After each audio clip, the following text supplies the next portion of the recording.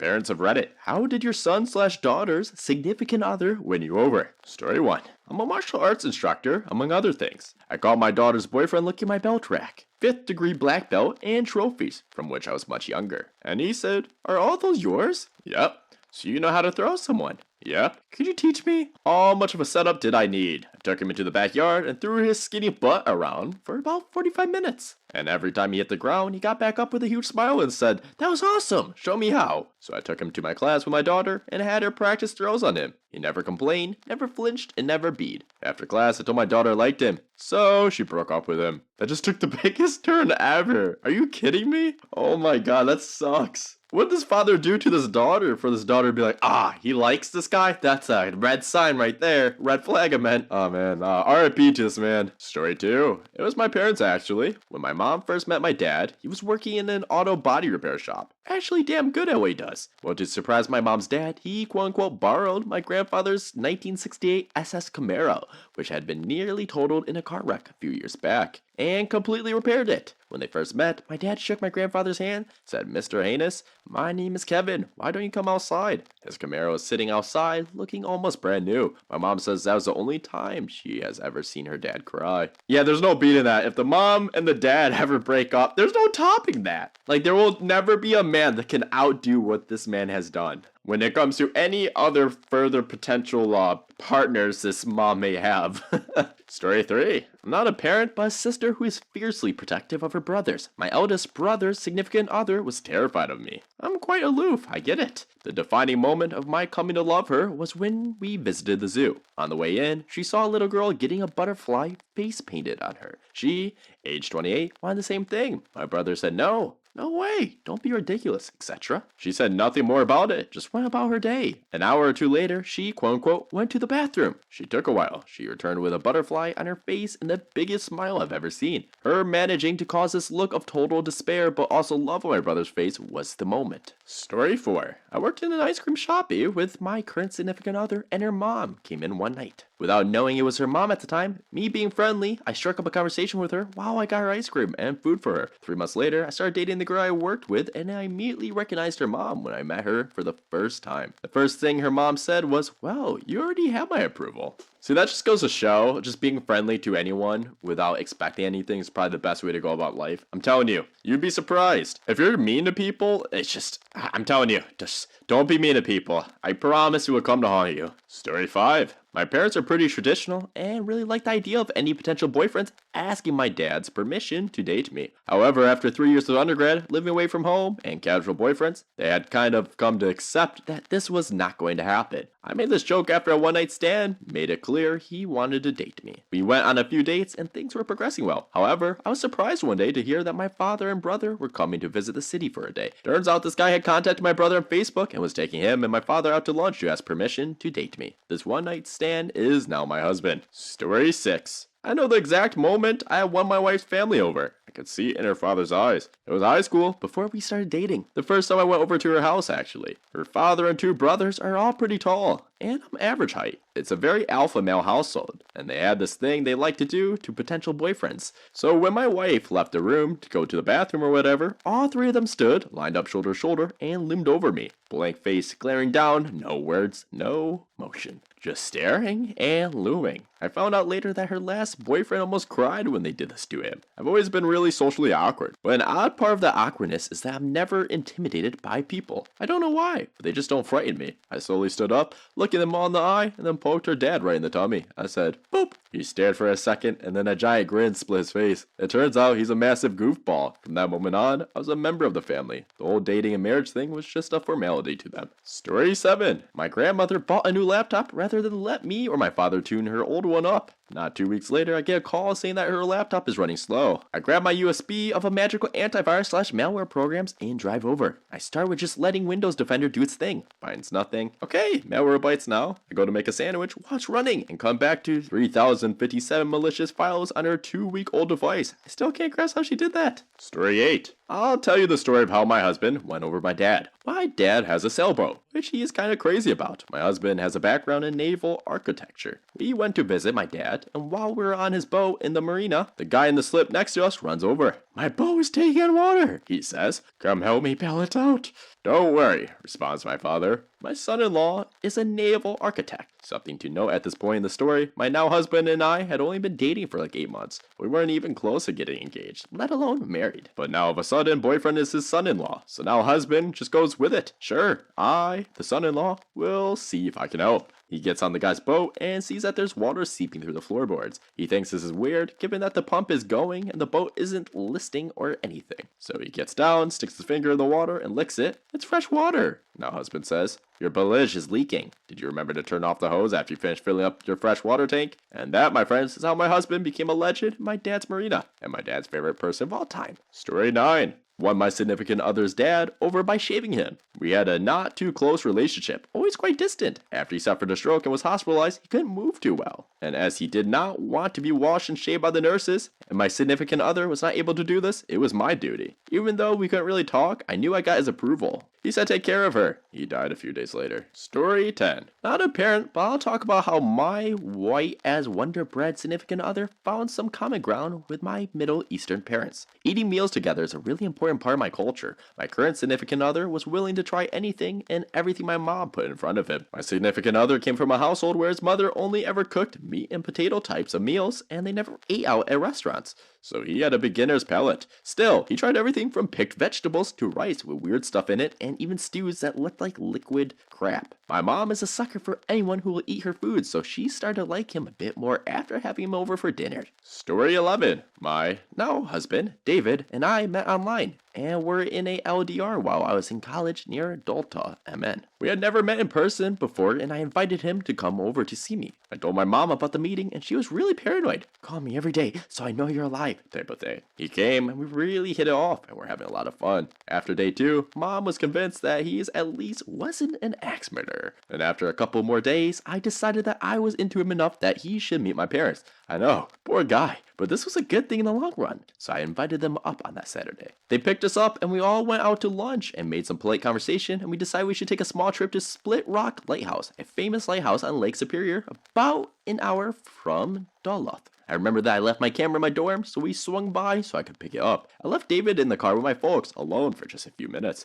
While I was gone, my dad joked, "Quick, let's drive off!" To which David, who has a very sarcastic, dry wit, responded, "I knew that one day or another, this trip would end with me dead in the woods." There was this shocked pause, and then my parents started cracking up. When I returned, it was clear the ice had been broken, and they relayed what had been said to me. My mom was like, "I think he'll fit right in." She often relayed the story, characterizing it as the moment she decided that David was right for me. Luckily, I agree. Story 12. My mom didn't like my significant other at all at first. I went to college, broke up with my boyfriend I had back home that she loved, and moved in with a guy she didn't approve of because of his religion and thought he was dark and evil. He's pagan, and probably the nicest guy I know. Then one day, he and I drove to their house to tell them the news that they didn't want to hear. I was pregnant. My mom cried and told me I ruined my life. And my normally quiet boyfriend got angry and stood up to her saying, "Why would you say this to her? She never wanted to be in college anyway. It's better that she has to drop out early on than spend her life in debt doing something you forced her to do. Her life isn't over just because she isn't staying in college." No one had ever stood up to my mom before, and from that moment on, she had a ton of respect for him. Now she absolutely loves him. I was expecting World War II. Yeah, I don't know how that ended in that kind of scenario, I'm gonna be honest. Like, I have no idea how this lady just not get the pan out and just go to town with this guy. That's just absolutely mind-boggling. Please do not try this. 9 out of 10 situations, you're gonna get hit with a spoon or something. Story 13. My wife won my parents over easily. Her face had an old Rottweiler named Max that was young at heart, but clearly showing his age. My previous girlfriends never petted him or gave him attention. He didn't crave it, but he wanted to be acknowledged. Fast forward a few years, and I bring my girlfriend, now wife, home for Christmas break.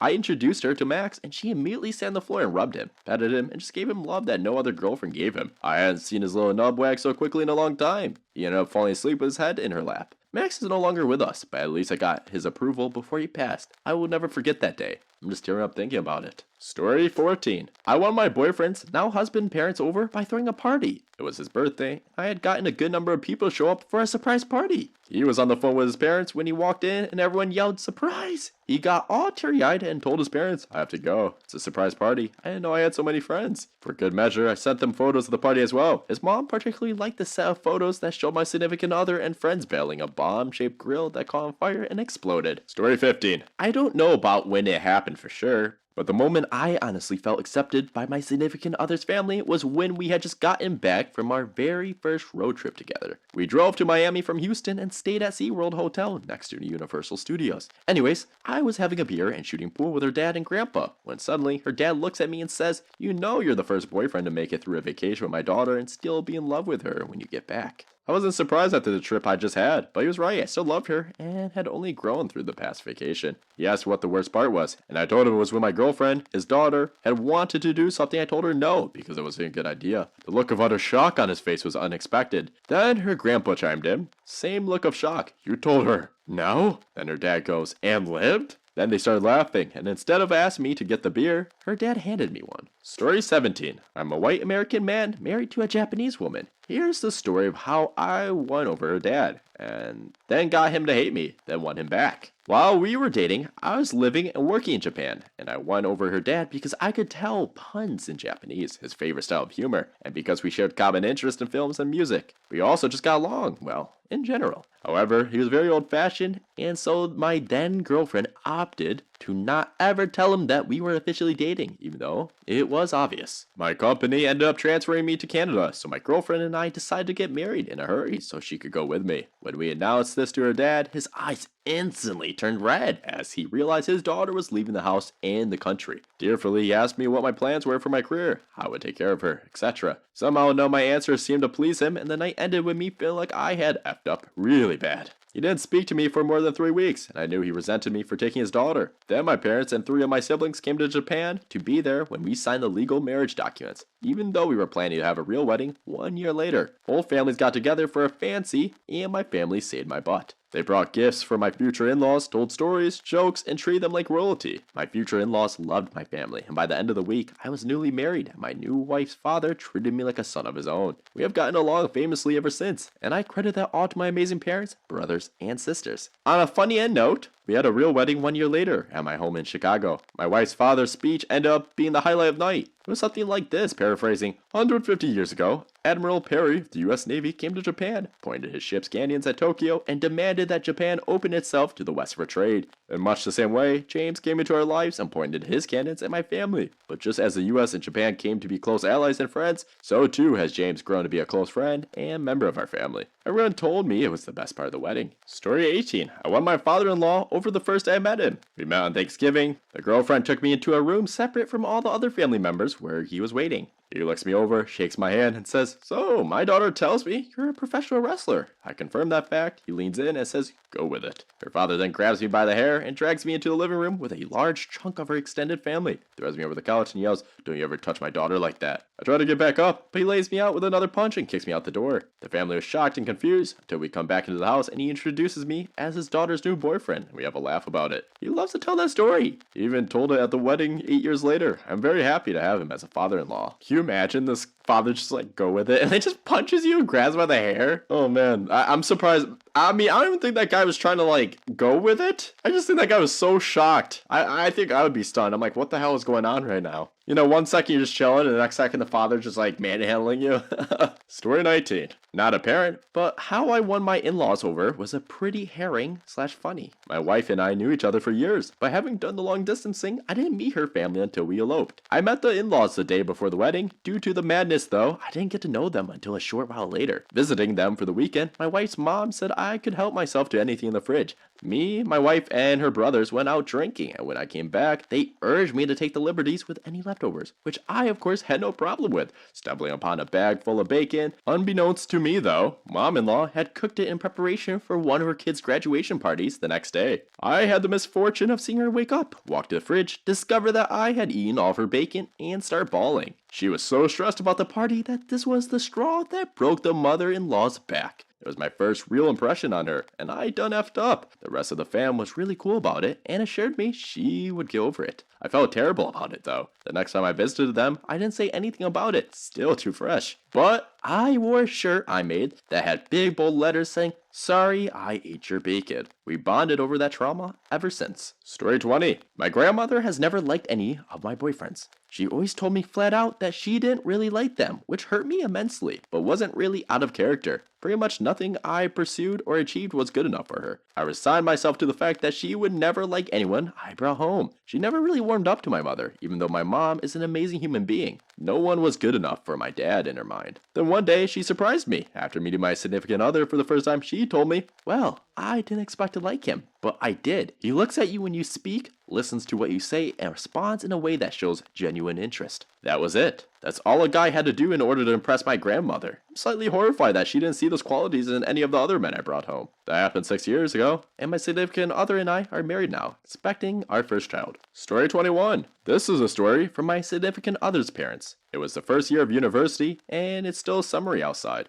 Every night for the first week here was drinking and partying on the quad and in the dorms. Well, at the time I had met my significant other once in the hallway, and that was it. Well, one night, she goes out and gets blasted because her previous boyfriend was always partying despite her protest. Well, she nearly died of alcohol poisoning that night. She was rushed off to the hospital for detox and such. I only saw the ambulance pull up to my dorm building. The next morning, around 5 a.m., she was knocking my door, still dazed from the night before. I didn't understand anything she was saying because she just kept saying she woke up in a room, locked to a bed, with needles in her arm. And a thick Slovakian accent too. She failed to mention she was at the hospital, so I let her in my dorm, sat her in my bed, made her a cup of Earl Grey, and put Tarzan on my telly and had her watch it. I then slowly tracked down her phone, wallet, and keys she had lost over campus the night before. Then I bought her a giant 2-liter bottle of water and food. I brought her to her room and gave her the food and then some Advil. She told her parents all this, and they were very happy someone had helped her. Later that week, she started inviting me everywhere, and we eventually became best friends, and then even more than that. Well, Christmas break rolls around, and she left before me to go skiing with her family.